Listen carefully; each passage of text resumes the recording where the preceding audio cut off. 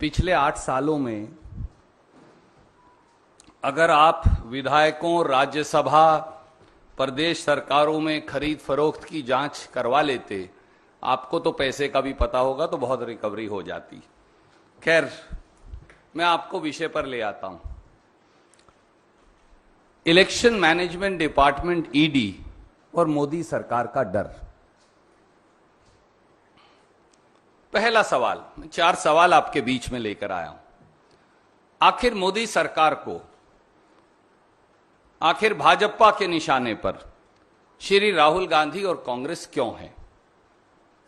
दूसरा सवाल, क्या जनता के मुद्दे उठाने वाली मुखर आवाज को दबाने का षड्यंत्र है ईडी की कार्यवाही? ये सवाल हैं जो शायद टेलीविजन पूछ नहीं पा रहा।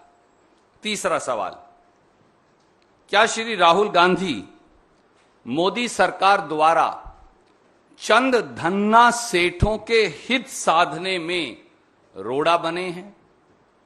चौथा सवाल, भाजपा सरकार हजारों करोड़ रुपया विज्ञापन पर खर्च कर, 40-50 मंत्री लगाकर, सारे मीडिया पर दबाव डालकर, कल पूरा दिन आपको व्हाट्सएप यूनिवर्सिटी पर मैसेज भेज ये बताकर के ये चलाइए, ये चलाइए, ये चलाइए, केवल एक आवाज श्री राहुल गांधी पर ही इतनी हमलावर क्यों है? ये 4 सवाल हैं जिन्हें जानना देश को जरूरी है। आइए इन सवालों के जवाब जानें और समझें कि क्यों मोदी सरकार, कांग्रेस की एकजुटता और श्री राहुल गांधी की बुलंद आवाज से डर गई है। पहला, जब चीन ने हमारे देश की सरजमी पर कब्जा किया, हमारे जवान शहीद हुए, तो प्रधानमंत्री जी ने कहा, सर्वदलीय बैठक में कहा, न कोई घुसा है और न कोई आया है। तब विपक्ष की एकमात्र आवाज श्री राहुल गांधी ने सरकार की इस झूठ को घेरा और देश की माटी के लिए, शहीद जवानों के लिए आवाज उठाई। आज 2 साल बीत जाने के बावजूद भी चीन को भारत मां की सरजमी से खदेड़ नहीं पाए, इसलिए श्री राहुल गांधी से परेशानी है। दूसरा, महंगाई से हो रही जनता की बदहाली पर श्री राहुल गांधी ने लगातार सरकार को घेरा। पेट्रोल डीजल के दामों पर, रसोई गैस पर के दामों पर, सीएनजी पीएनजी के दामों पर, बढ़ते खाने पीने की वस्तुओं के दामों पर उन्होंने लगातार देश के मध्यम वर्ग, देश के नौकरी पेशा लोग, देश के गरीब, देश के दलित, देश के पिछड़े, देश के आदिवासी की आवाज उठाई और सरकार को घेरा, जिसका जवाब सरकार के पास नहीं, इसलिए श्री राहुल गांधी से परेशानी है।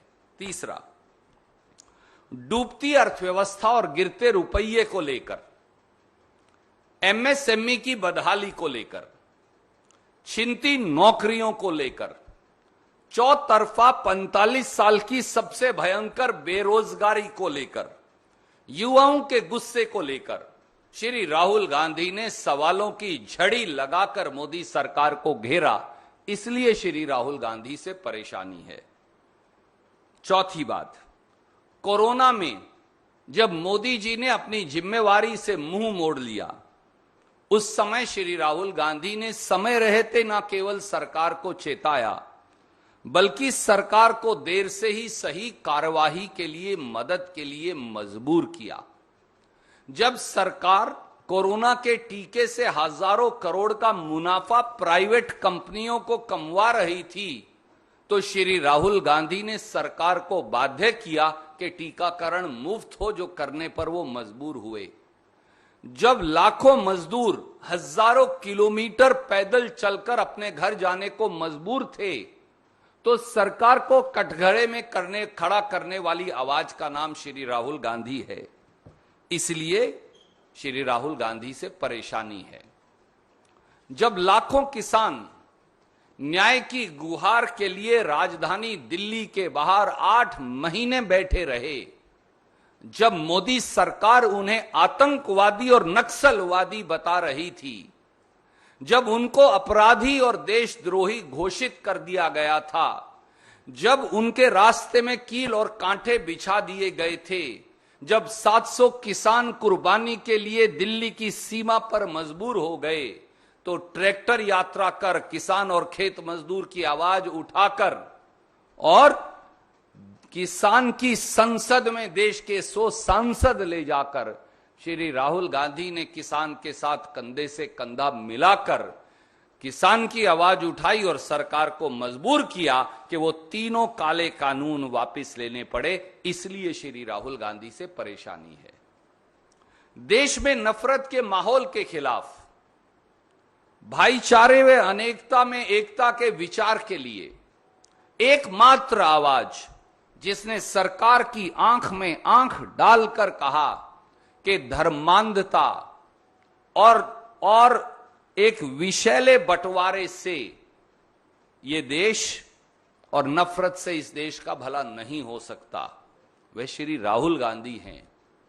उनको कठघरे में खड़ा कर दिया और बाद में फिर उन्होंने खिसियानी बिल्ली खंबा नोचे 2 प्रवक्ताओं को निकालकर माफी मांगनी पड़ी। इसलिए श्री राहुल गांधी से परेशानी है। प्रधानमंत्री जी, कभी आप एक प्राइवेट कंपनी के नुमाइंदे बनकर राफेल का ठेका फ्रांस में दिलवाते हैं और कभी एक प्राइवेट कंपनी का नुमाइंदा बनकर श्रीलंका में प्राइवेट कंपनी को बिजली का ठेका दिलवाने की सिफारिश करते हैं। श्री राहुल गांधी ने मुट्ठी भर उद्योगपतियों के नुमाइंदे बने प्रधानमंत्री से सवाल कर उनको कठघरे में खड़ा कर दिया। इसलिए श्री राहुल गांधी से परेशानी है। दोस्तों, क्रोनोलॉजी समझिए, देशवासियों क्रोनोलॉजी समझिए। मोदी सरकार ने बौखलाकर इलेक्शन मैनेजमेंट डिपार्टमेंट यानी ईडी के पीछे छिपकर आपकी सत्यनिष्ठा की आवाज पर हमला बोला है।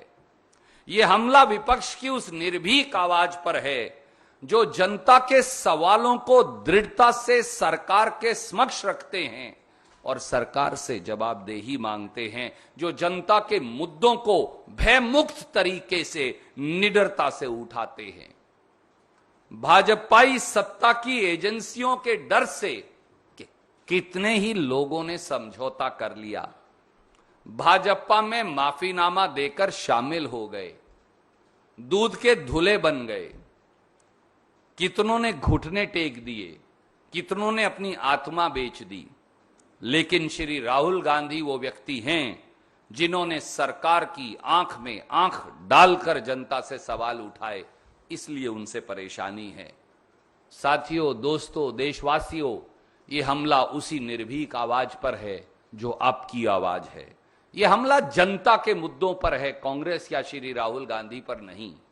यह हमला बेरोजगारों पर है, यह हमला गरीबों पर है, यह हमला मध्यम वर्ग पर है, यह हमला नौकरी पेशा लोगों पर है, यह हमला महिलाओं, युवाओं, दलितों, पिछड़ों, आदिवासियों पर है। यह हमला देश के संविधान से जुड़े मुद्दों पर सवाल पूछने पर है। इसलिए हम फिर कहते हैं, हम ना डरेंगे, ना झुकेंगे, ना दबेंगे। राहुल गांधी और कांग्रेस देश के लिए लड़ेंगे। कोई प्रश्न आप पूछना चाहें तो एक एक करके आपका स्वागत है।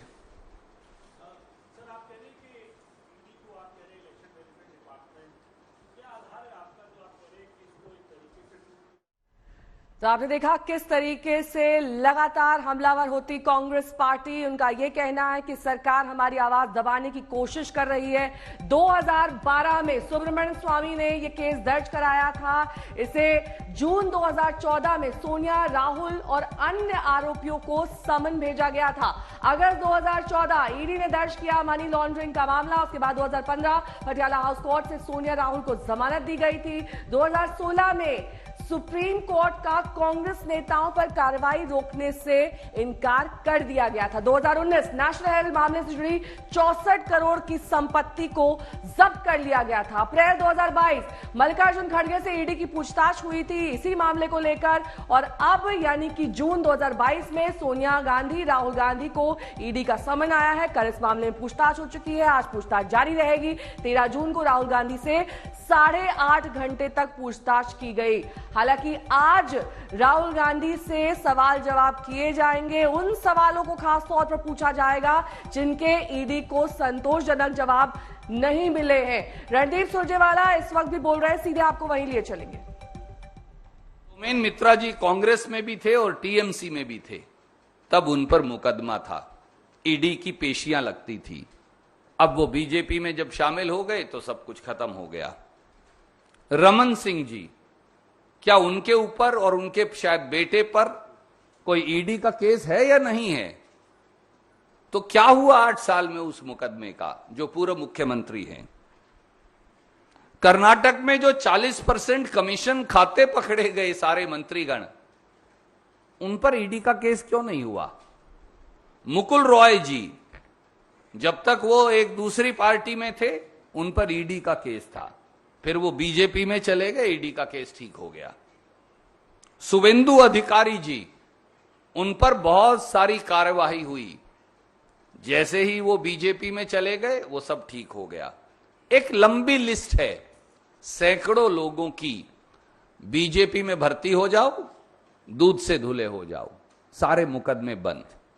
तो मुझे बताइए, अगर देश में जो आजादी का, स्वतंत्रता संग्राम का समाचार पत्र नेशनल हेरल्ड है, उसके कर्मचारियों की तनख्वाह देना, पत्रकारों की तनख्वाह देना, उसका बिजली के बिल का भुगतान करना, उसके हाउस टैक्स का भुगतान करना, उसके बिल्डिंग चार्जेस का भुगतान करना, अगर 10 साल में 90 करोड़ रुपए देकर कांग्रेस पार्टी ने यह किया तो ये क्या अपराध है? देशवासी बताएं।